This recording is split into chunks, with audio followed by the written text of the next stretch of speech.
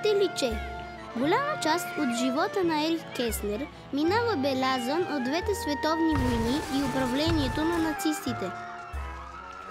През 1917, 2 години преди да завърши училище, той е пратен на фронта, откъдето след края на Първата световна се връща с болно сърце.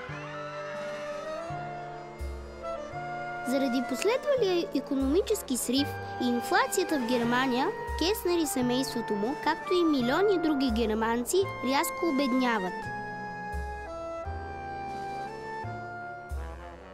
Авторът на Хвърчащата класна стая си спомня, че месечната му стипендия стигала само за кутия цигари, а седмичната му заплата за билетче за трамвай.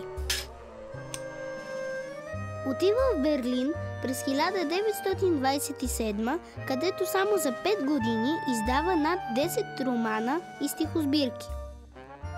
Книгите му имат страхотен успех в чужбина, но нацистите прибират почти всички приходи от продажбите им.